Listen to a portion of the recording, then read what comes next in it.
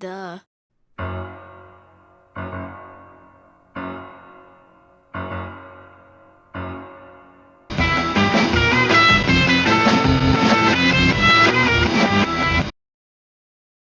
Hello everyone, I'm K Swope. I am the only YouTuber you know who just lost the game. Well, ladies and gentlemen, we're back at it. Another Halloween review. This time, Rob Zombie's Halloween 2. Now, this is a very controversial film. I completely understand that. I have some opinions here, some good, some bad. We're going to talk about all of that and really break down and get to the core of this film. Why people didn't like it so much, what my personal opinions are, and we're going to get into that right here, right now. So this is going to work. We have the good section, talking about the good things about the movie that I found that I liked. We have the bad section, things that I saw that I didn't like. And then we have the notes section, where I go in and point out some observations I had or things I can't quite make up my mind about. So it's going to be really fun once we get to that point. But after all of that, we're going to rate the film on a scale from 1 to 10. 1 being the cinematic equivalent of stepping on a Lego brick, and 10, of course, being Citizen Kane as far as horror movies go. So, that being said, let's go ahead and dive right in. Good stuff. This film starts with a bang. The bang is in the best way possible. It picks up more or less right after, maybe just minutes or seconds after Rob Zombie's first Halloween ends, okay? Laurie's taken to the hospital. Michael's packed up at the coroner's office. They're driving him away. Stuff happens. He escapes. Okay, it's Michael Myers. Of course, he's not actually dead. I love that ending. It's insane. For when Michael dies, he's clearly not coming back after that. We then get thrown into a very similar setup to the Halloween 2, the original Halloween 2, okay? And it is fantastic because we get to see this version of Michael Myers being, so much bigger and stronger and more powerful, going through the same type of scenario that Laurie did at the hospital. And man, he's just going through and butchering people, and it's just like insane and crazy and super suspenseful, which is great because we did not get a whole lot of suspense in Rob Zombie's first Halloween. So being able to see him change it up here a little bit, I do quite enjoy that quite a lot. So that is about the first 30 minutes or so. And to be quite honest, it's probably the best 30 minutes in the whole film, to be quite honest. And so we'll talk more about some other things later, but in the meantime, just let you know that that sequence itself is fantastic. It starts out amazingly. Also, I want to point out too, before I get too far into things, there are two cuts of this film. There's Rob Zombie's unrated director's cut, and there's the theatrical cut. I have actually never seen the theatrical cut. I know I need to someday, but this one is going to be based off the Rob Zombie's director's cut. I at one point will want to go back and rewatch the theatrical cuts and do reviews on those separately, but in the meantime, working with what I got. In other news, the color grading in this film is very, very interesting, and I kind of like it. I really like stylized films where they do something a little different with the color and things like that. Rob Zombie's last Halloween film was very, very different because it felt like it was very warm. Like it was like sort of muted, but the warm colors were kind of, a little extra there. And so that was also really, really nice. Something I didn't really pay a whole lot of attention to. But this one, it's very like almost as black and white as you can get, but still have color and not have it be distracting, which is really, really unique. So I like the color grading in this film a lot. I know it's such a really weird little nitpick of a thing to talk about, but that is also great. But you know what else is great? More needle drops in this one. Of course, Rob Zombie got some great needle drops in there. These ones are a little more obscure, though. I mean, he's got groups people know, like the 10cc. Everyone knows that. But this one's also got people like the Moody Blues and Motorhead. So, Rob Zombie, he's a musician, so I trust that his taste in music is, of course, quite fantastic. And he has proven me correct in that assumption every film I've seen of his. And to be honest, I've only actually seen these two films and House of a Thousand Corpses. But if I recall correctly, that one had some good needle drops also. I also really like this. So I talked about this in the first Rob Zombie Halloween. The sibling twist, I think, is handled in Rob Zombie's Halloween the best way they could have done it if they were going to modernize that twist in a reboot, which is, of course, what they do. Now, in case you don't remember, flashing back to Halloween, what happened was only one person knew the whole Myers twist, and that was Sheriff Brackett, okay? Sheriff Brackett tells one person in the whole movie, which is, of course, Sam Loomis. Now, no one tells anyone else that in the entire film. So Loomis knows, and then he gets it and he connects it with Michael, and that helps him figure out what it is he needs to do, where he needs to go, all that kind of stuff, right?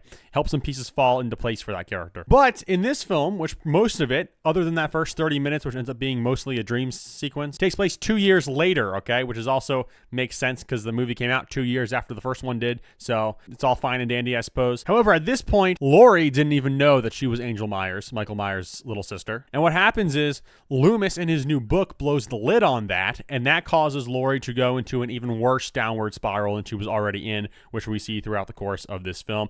Trauma and sort of living after going through some type of intense trauma is really at the heart of this film. So some people might be into that. For me, I think it's kind of just okay. I don't really care all that much, but it's fine. I've also got to say, there's a scene from this film that I could swear pays homage to the opening for the 70s Incredible Hulk series, okay? Because Laurie Strode's in this car, and Michael literally takes the car and flips it over, which is really extreme, I know. But that's the same thing the Hulk does. I'm probably showing you footage right now if I am smart enough to edit that in right now. But check that out. I don't think that's a coincidence. I think that these two things are just... I'm sure this is probably at least in the back of Rob Zombie's mind if it was not an intentional choice that he made. So that is really, really cool to see. So I had to say, me being the comic book superhero geek that I am, I absolutely loved seeing that. Also got to say, too, I really like how the movie ends, specifically the exact final scene, because it's very abstract and weird, and something about it I just like. I don't know why. Usually I like things to be more clear-cut, but occasionally something like that will get to me, and so essentially what happens at the end,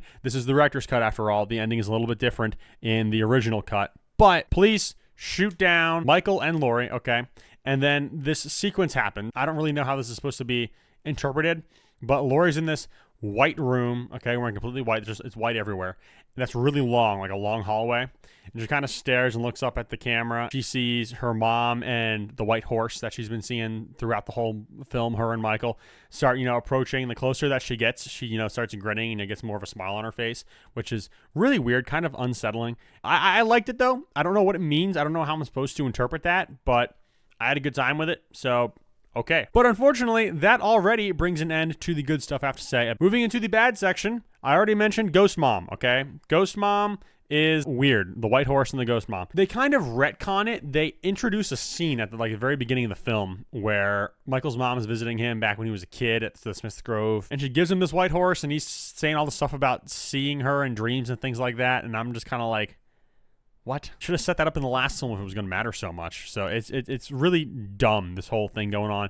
And then you got Laurie who's having these weird, premonitions or whatever, seeing these weird, crazy dreams of her going psycho and insane, and the mom with the white horse and the white, all that stuff. So that whole plot, I think, is really dumb. I think they should have just taken all of that stuff out, and the film would have been just as good, if not better. Or you could have Laurie being the only person seeing the vision, so her and Michael are not sharing the visions. I think that is still, I still don't like it that much, but at least makes a little bit more sense. I think, leave Michael out of it, just let Laurie be the only one who's having these weird visions and things. I think that would work better. And that would also make sense too, because once she finds out that she is Michael's sister, that would explain in her head, I guess, why she's having these, because she has this connection with Michael, which we've kind of seen similar in Halloween's 4 and 5. That would at least be a unique twist, and it also wouldn't take away from the Michael character. So that way you'd be adding something to Laurie and not adding something that is also taking away from Michael, if that makes sense. So I think that would have been a better way to handle that personally. Something else I don't get personally is, why did Michael wait 2 years to start going stabby again?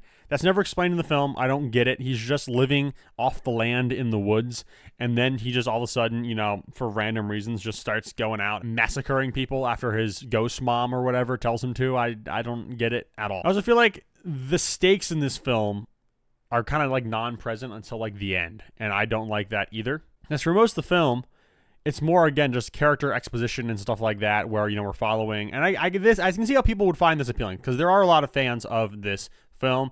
I can't say I'm one of them, to be honest, not to spoil things at the end, but not a huge fan of this. So I understand it really feels like an aftermath film, okay, for the most part. It's okay, these are the characters suffering from the aftermath of the horrible Halloween night 2 years ago. And so from one point, I think, okay, that's an interesting concept, and I don't dislike that.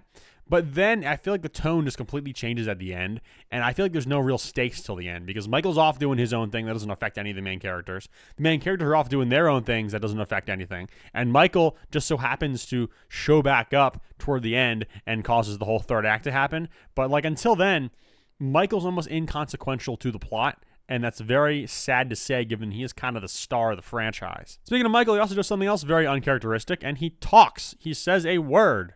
It's die. Why does he say that? I don't know. Your guess is as good as mine. Did he need to say it? Absolutely not. It just seems dumb to me, where he just wants to, stab Loomis. And so he just says, die. And then... Oh, and speaking of Loomis goes full, just complete anus in this whole film, okay? He is the worst. Oh, man. I don't know how to describe him. His behavior. So... Back in the first Halloween, I questioned his morals. I was like, okay, what's he doing here? He's kind of gaming the system, but he also feels like he actually cares for Michael and wants him to get better. But in the end, in this film, literally all he does is profit off of everybody else's misfortune from the last film. This book he writes, he lets the cat out of the bag about Laurie being Michael's sister, and that's how she finds out by reading this book. And of course, she has a meltdown because of that, because Brackett knew that. That's, his source. And she's been living with them for 2 years since her parents got offed in the first film, and he doesn't say anything, which I get that, but then that's not the point. The point is that Loomis puts that in there without caring about anybody else involved. He gets himself in some dicey situations. A lot of people tell him, don't do this, but his ego is just so massive and so big and so fragile at the same time in this film, because he flips out at people for the dumbest reasons. Heck, Weird Al, we'll talk about him later, Weird Al practically roasts him, and it's hilarious, okay? So talk more about that in the notes. But in the meantime, yeah, there's that. It's weird. I really liked Loomis. I still like Malcolm McDowell as Loomis. The character was completely different, though, between these two films, and I really, really do not like it. Now, I understand.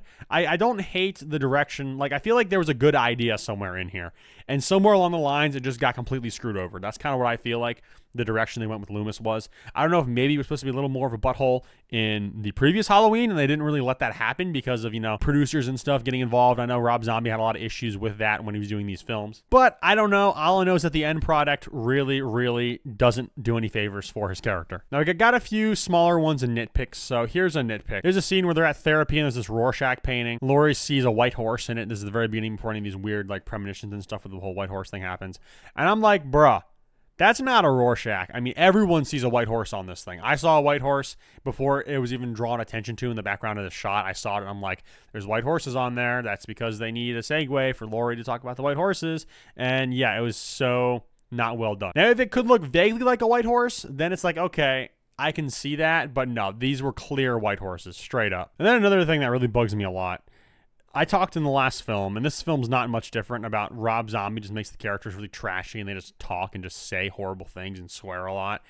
That is also present here. I don't think it's quite as bad in this film as it was in the first Rob Zombie Halloween. However, there's one scene, and I'm like, dude, why would you even write this? They're making necrophilic comments and jokes, and I'm like, why?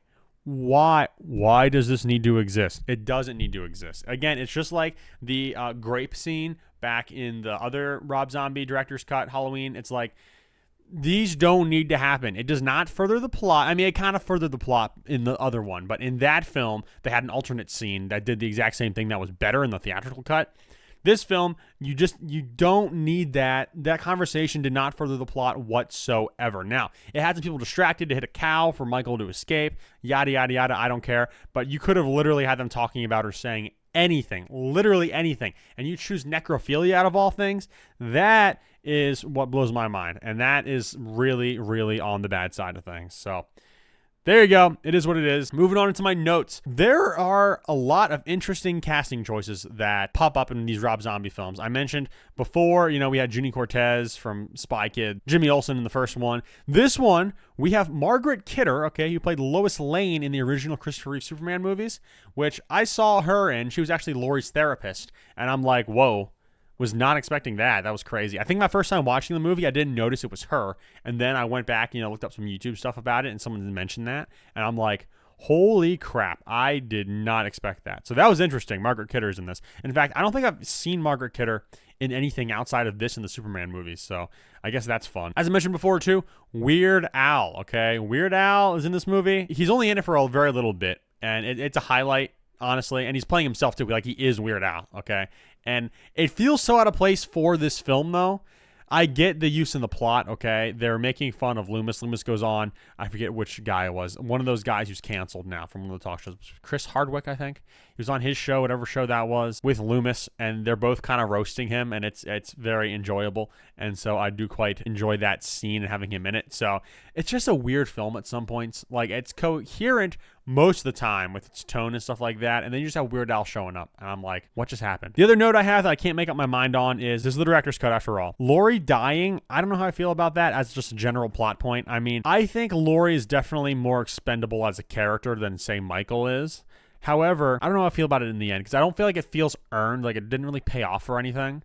And so that's kind of the problem, because they're building Laurie's arc and this connection with Michael, kidnapping her, that kind of stuff, but they don't really go anywhere with it. they're in this shack having like weird like dream sequence stuff, and it's going all crazy and berserk. Then the police show up and surround the place, and Loomis goes in to try to help and all this stuff, and it's just, I don't know, it's just so weird. I don't really know how else to describe it, or it's not a great payoff. We'll put it like that. Not a great payoff, and ultimately, I don't know. Like I said, I'm really, really torn as to my opinions of Laurie biting the dust in this film. So I don't know where to put that. That's just kind of, it is what it is. I don't want to consider that a good thing or a bad thing. I just think it's something worth talking about, and something that I guess I'll be thinking about as I'm watching more upcoming Halloween films throughout the month of October. Which, by the way, if you have not subscribed yet, please do, because I will be reviewing more of those. I've also reviewed a lot of great other stuff, big into superhero stuff. Dexter, I watched every season of that and reviewed it, so you can go check out that video as well. But in the meantime, let's get to my rating of this film. So, scale from 1 to 10, 10 of course being great, 1 of course being terrible. Rob Zombie's Halloween 2, the unrated director's cut. I have to give this one a 4 out of 10. Again, it just missed the mark in a lot of places. I liked some things about it. I didn't hate going back and rewatching it, but at the end, I was like, this film did nothing for me, and that's never a good thing. It did when I first watched it, because I liked the first Rob Zombie Halloween so much after first watching it, and then I saw this film, and I was kind of devastated with how lackluster it was. Now that I've kind of gotten over it, I go back and I watch this film, and I'm like, it's okay. And so 4 out of 10, that's all it gets. But ladies and gentlemen, what did you think of Rob Zombie's Halloween 2? There's some big fans of it out there. Like I said, I'm not really one of them, but if you're a big fan, let me know in the comments. I want to know what you thought, what you think of this film. Why do you like it so much exactly? I'm very open to hearing that, just seeing, what unique ideas that you have maybe I didn't think of. But it's going to wrap things up for me, ladies and gentlemen. Thank you guys all for joining. I, of course, am K Swope. Don't forget that Jesus loves you, and I will see you in the next one.